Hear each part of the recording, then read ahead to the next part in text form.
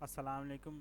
Now we are writing a program code in C++ that takes two integers as input in C++, perform the addition operation in assembly language and display output.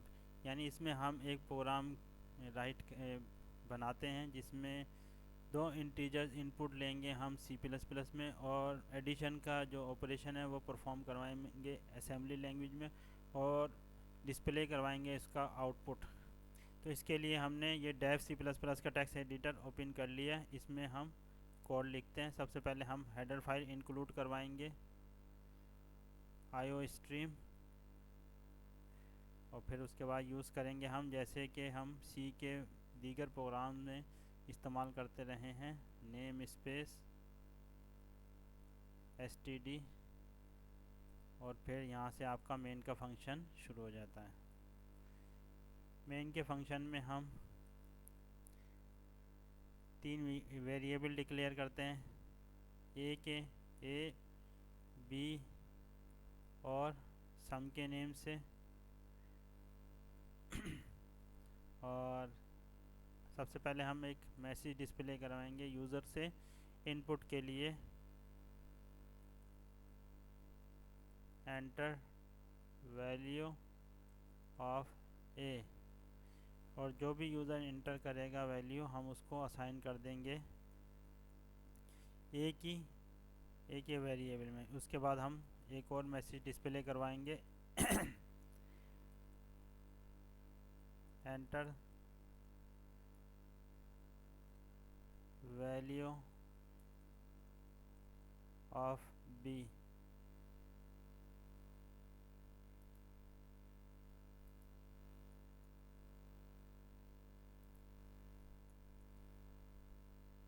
और फिर उसके बाद जो भी user value assign करेगा, user जो भी value enter करेगा हम उसको असाइन कर देंगे बी के वेरिएबल में। और यहाँ से हमारा असेंबली का कोड शुरू हो जाता है।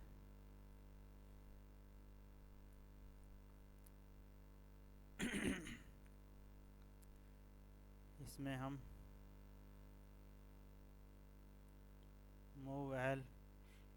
मूव की इंस्ट्रक्शन देंगे हम।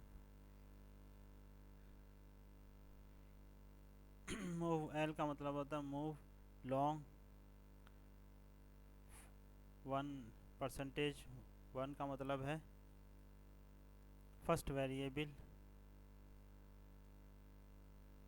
और डबल % का मतलब होता है रजिस्टर, आपका general purpose register.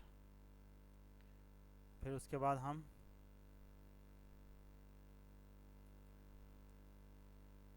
Add L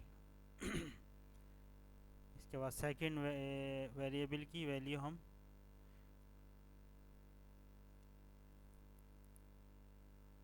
add कर देंगे जो कि EAX रजिस्टर में। ये रजिस्टर है एक्यूमुलेटर रजिस्टर है। और फिर उसमें हम L % EX रजिस्टर, और फिर ये असाइन कर देंगे हम सम के वेरिएबल में।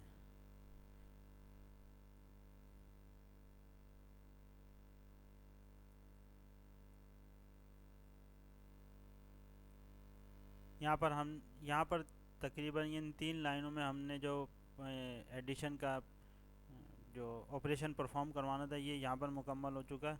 अब इसके बाद हम अब जो डिक्लेयर करेंगे अपने ऑपरेंड्स को, यानी ये right only general purpose register की वैल्यू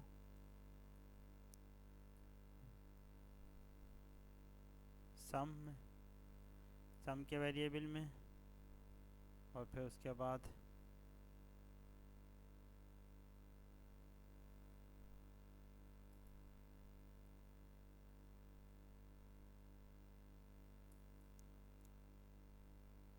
बाद हम कॉलन का इस्तेमाल करेंगे,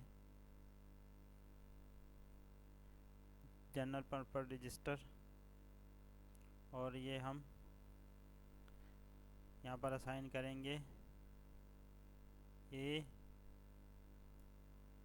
और फिर उसके बाद सेकंड वेरिएबल हम डिक्लेयर करेंगे। ये पोर्शन है हमारा डिक्लेरेशन, ऑपरेंड डिक्लेरेशन पोर्शन है। इसमें हम दूसरा वेरिएबल डिक्लेयर करेंगे जो हमने यूज़ किया प्रोग्राम में, बी, और फिर उसके बाद हम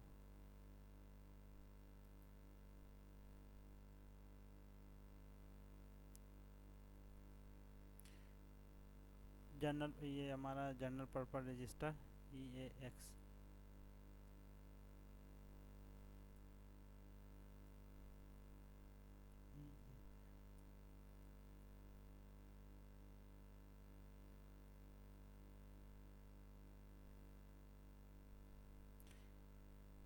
अगर हम यहाँ पर इस्तेमाल कर रहे हैं GCC का कंपाइलर, अगर हम यहाँ पर MSV यानी माइक्रोसॉफ्ट का कंपाइलर इस्तेमाल करते विजुअल स्टूडियो का, तो यहाँ पर हम ये डिक्लेरेशन की ज़रूरत नहीं पड़ती। सिर्फ इन 3 लाइंस में ही हमारा जो एडिशन का ऑपरेशन परफॉर्म हो जाता। अब इसके लिए हम जो हमने वैल्यू यहाँ पर असाइन की है सम के वेरिएबल में, उसको हम डिस्प्ले करवाएंगे, सम, जो सम के वेरिएबल में वैल्यू थी वो, और फिर उसके बाद हम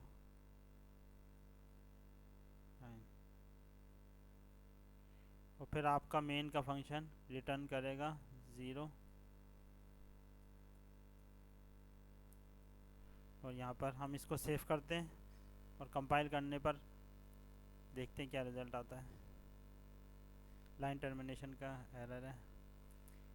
इसको कंपाइल करने के बाद, रन करने के बाद फिर मैं आपको इसको एक्सप्लेन करूँगा कि ये कैसे वर्किंग करता है।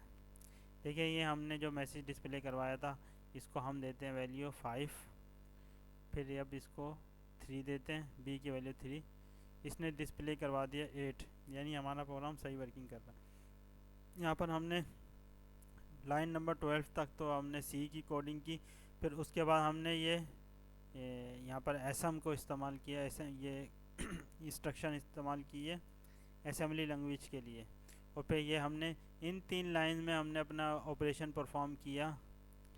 फर्स्ट 14 लाइन में हमने मूव करवाई फर्स्ट वेरिएबल में जो कि ए था, उसकी वैल्यू असाइन करवा दी हमने AEX रजिस्टर में, जो कि 64 बिट रजिस्टर है उसमें। फिर उसके बाद हमने लाइन नंबर 15 में ऐड करवाया सेकंड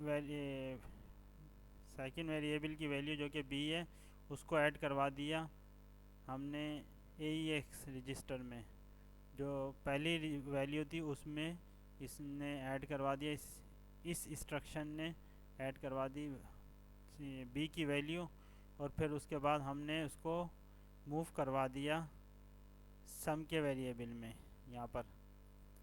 तो फिर उसके बाद ये हमने ऑपरेंड डिक्लेयर किए, और फिर यहाँ पर हमने उसके बाद जो सम की वैल्यू थी यहाँ पर उसको डिस्प्ले करवा दिया आपकी मॉनिटर स्क्रीन पर।